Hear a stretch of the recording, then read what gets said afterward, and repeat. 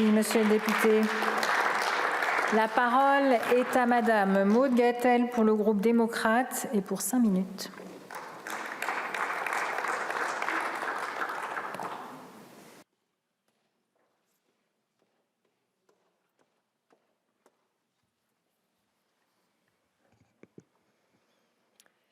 Madame la Présidente, Monsieur le Ministre, Monsieur le Président de la Commission des Affaires étrangères, Monsieur l'Ambassadeur, mes chers collègues. Le passé rejoint aujourd'hui le présent. Oui, le passé rejoint aujourd'hui le présent, car nous étudions une proposition de résolution transpartisane à l'initiative de ma collègue Anne Gentet sur la reconnaissance de l'Holodomor comme génocide, qui éclaire si tristement ce que vivent depuis le 24 février dernier nos amis ukrainiens. Et c'est aussi face aux atrocités du présent que l'on prend conscience de l'importance de se confronter et de reconnaître les faits du passé. L'Holodomor, littéralement l'extermination par la faim, qui a frappé l'Ukraine il y a 90 ans, est l'histoire méconnue d'une tragédie orchestrée par le régime totalitaire soviétique. Ce crime de masse a délibérément ciblé les paysans ukrainiens et, à travers eux, l'ensemble de la nation ukrainienne, dans la volonté de l'anéantir. L'Holodomor est longtemps demeuré tu, dissimulé par le pouvoir stalinien, mais également par les populations victimes, durablement traumatisées. Il a également fait l'objet d'arbitrages géopolitiques, d'aucuns privilégiant la construction d'une paix inachevée aux dépens de la reconnaissance des crimes passés. Cette famine organisée par le totalitarisme stalinien pourrait avoir causé plusieurs millions de morts en Ukraine, jusqu'à 10 millions si l'on tient compte des victimes hors du territoire ukrainien, notamment au Kazakhstan.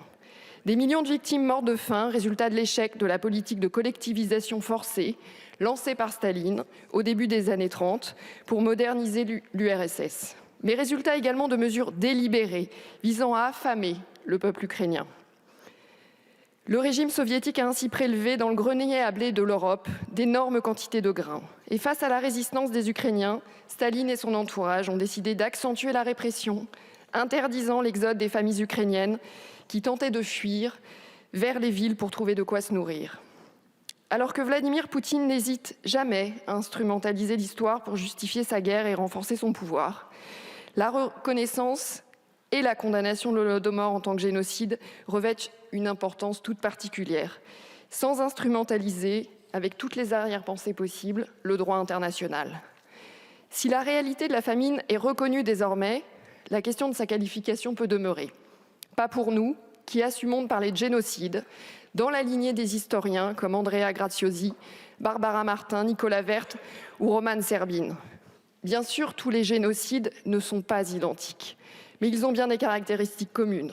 Outre les faits, des millions de morts par la famine, l'intentionnalité des actions menées par Moscou, suffisamment et indiscutablement documentées, démontre le caractère génocidaire de la Grande Famine. Ces actions, savamment orchestrées, constituent une volonté délibérée du pouvoir soviétique de punir et d'exterminer la nation ukrainienne en tant qu'ensemble politique, parce que son opposition à sa politique menaçait l'unité et l'existence de l'URSS. Raphaël Lemkin, l'inventeur du terme génocide, comme l'a rappelé Anne Gentet, parlait de 3 génocides. Le génocide arménien, la Shoah et l'Holodomor. Il considère que l'intention de Staline était bien l'anéantissement de la nation ukrainienne, à travers d'abord la destruction de l'intelligentsia ukrainienne, de l'Église, puis des paysans, à travers la famine organisée.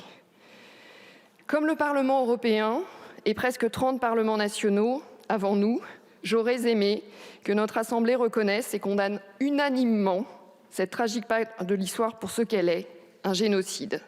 Car ce devoir nous incombe pour honorer la mémoire des victimes de ce crime de masse. Cette reconnaissance doit s'accompagner également d'une ouverture des archives. Les historiens doivent pouvoir continuer de documenter les faits pour que l'Holodomor ne soit plus un angle mort de l'histoire. Le moment où intervient l'examen de cette proposition de résolution n'est évidemment pas anodin, et nous l'assumons.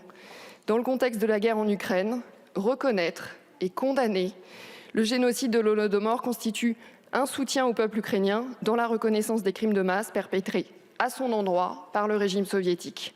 Mais c'est aussi un puissant message politique que nous envoyons à l'Ukraine pour la soutenir dans sa résistance, face à l'agresseur russe.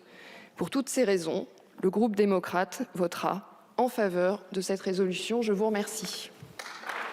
Merci, Madame la